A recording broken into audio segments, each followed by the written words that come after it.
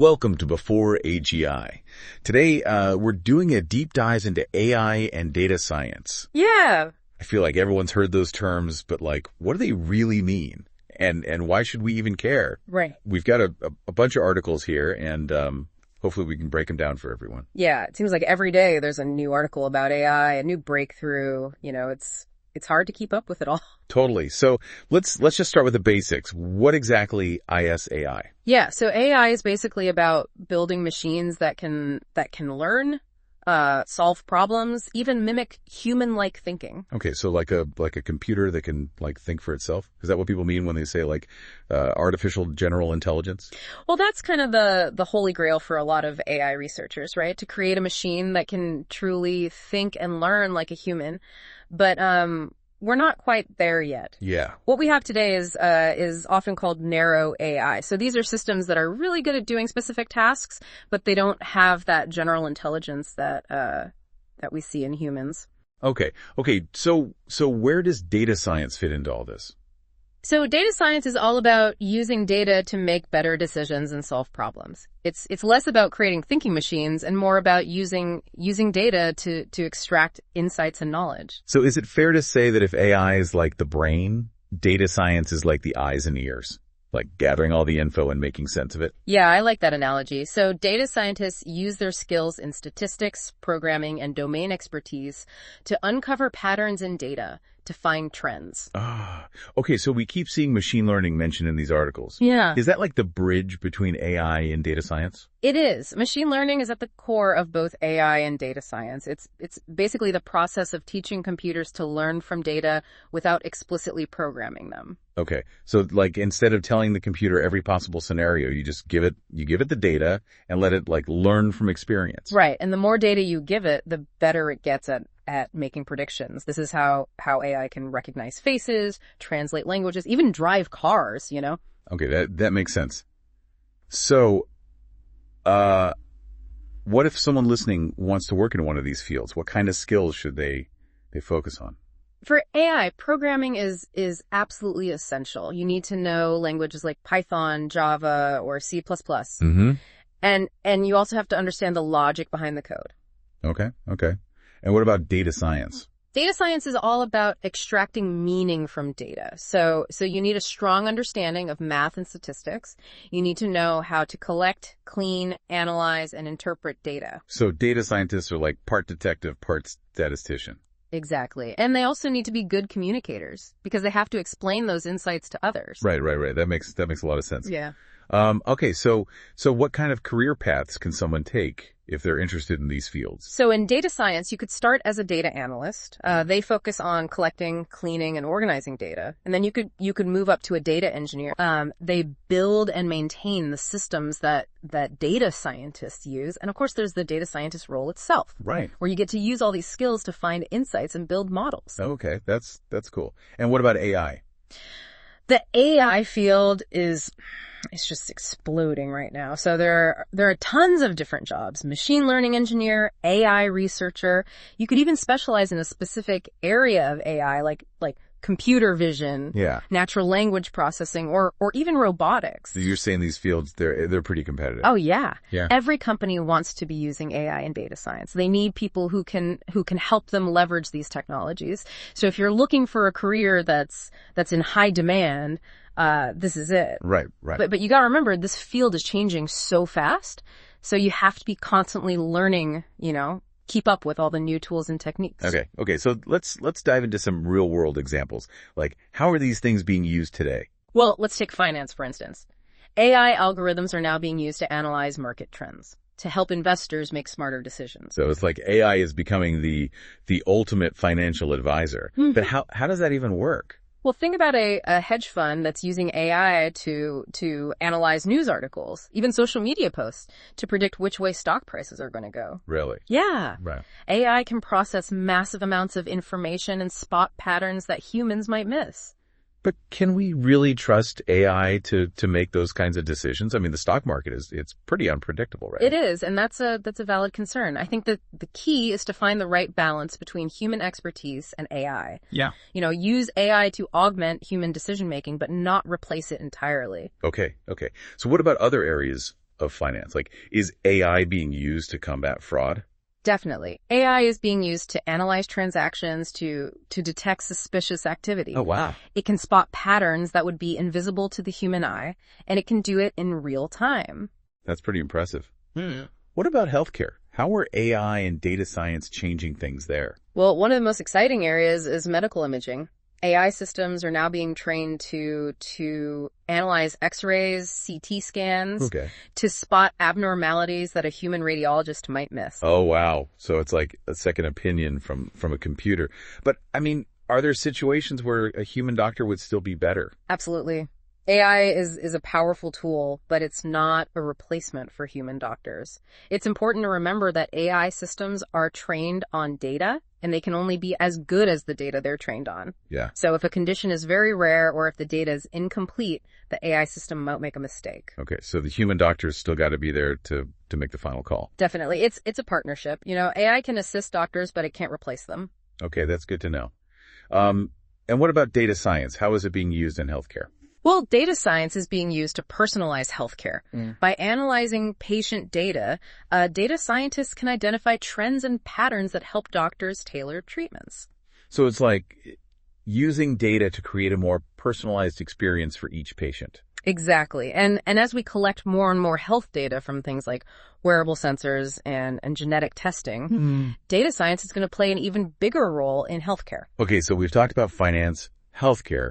Where else are these fields making an impact? Well, let's look at manufacturing. Robots are already a big part of the manufacturing process. Yeah. But AI is making those robots even smarter. They can perform complex tasks with greater precision and efficiency. So AI is like boosting productivity in manufacturing. Oh, yeah. But it's not just about replacing human workers with robots. Right. It's also about using AI to optimize the whole process. Okay.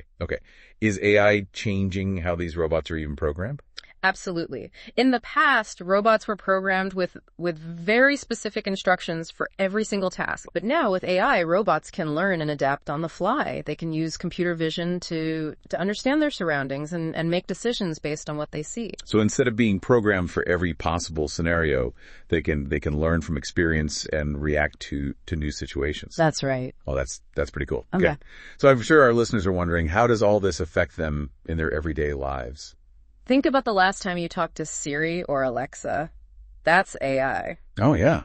From recommending what you should watch on Netflix to filtering spam emails, AI is all around us. Yeah, that's true. But sometimes those things still feel kind of clunky, like, is AI really that advanced? Well, we're still in the early stages of AI development, but the progress we've made, even in the last few years, is pretty amazing. Natural language processing, or NLP, that's the technology that allows computers to understand human language. It's made huge leaps forward. So that's why Siri and Alexa are getting better at understanding what I'm saying. Exactly. And as NLP keeps improving, we can expect those interactions to become more and more natural. Okay.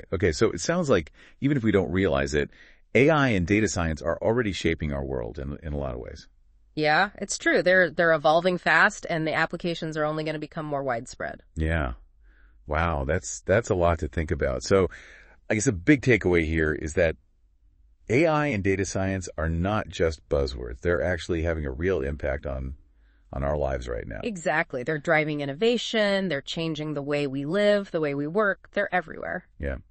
And it sounds like if you're looking for a career with a lot of potential, AI and data science are definitely fields to consider. Oh, absolutely. And there's room for everyone in these fields. Okay. This is really fascinating. We've covered so much already, from definitions to career paths and even real world applications.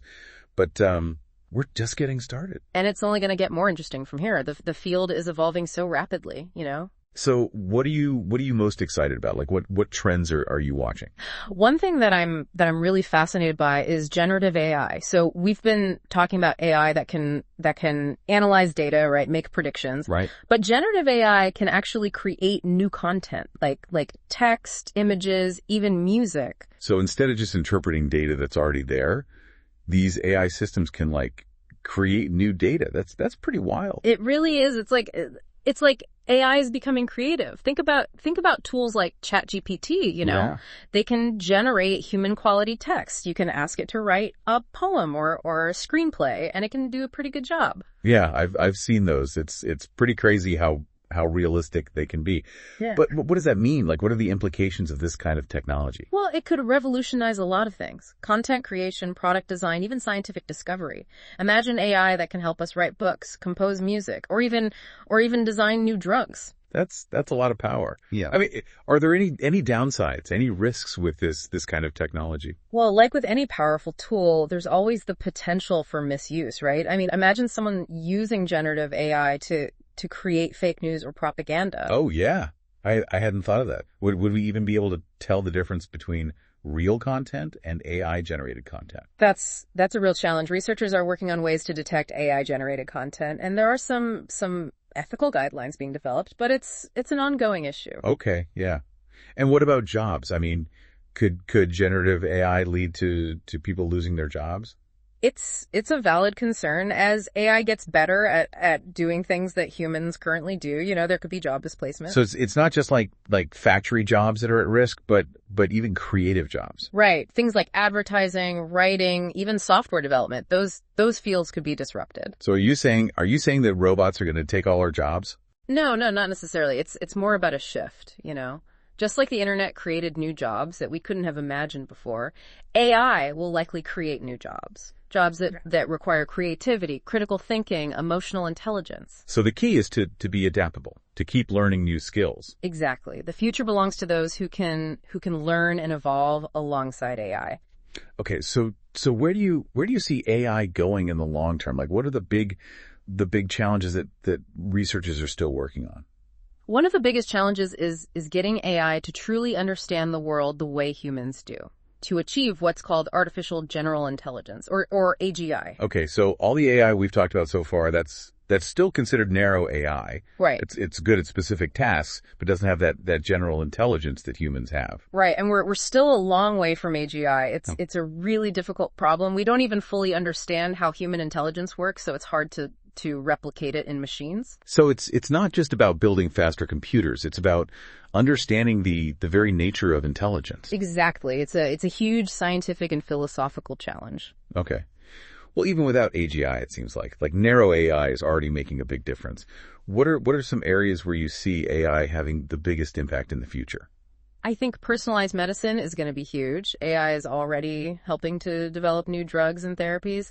But imagine a world where AI can create a personalized health plan for each individual based on their genes, their lifestyle, their medical history. Wow. That would be amazing. What about other areas? I think AI is going to revolutionize education. Imagine AI tutors that can personalize instruction for each student. Well, that's cool. Help them learn at their own pace and even grade their work. That would free up teachers to spend more time with their students. That would be great. What about some of the big problems facing the world, like climate change? Can AI help with that? I think it can. AI could be used to optimize energy consumption, to reduce waste, to develop new clean energy technologies. It could even help us improve agricultural efficiency. So AI could be a force for good in the world. It definitely could. But we have to be careful. We need to make sure that AI is developed and used responsibly, that it benefits everyone, not just the select few. Yeah, that's a good point. I mean, there are a lot of ethical questions surrounding AI. How do we make sure it's used for good? It's a conversation we need to be having. We need to develop guidelines and regulations. We need to make sure that AI is aligned with our values. Okay.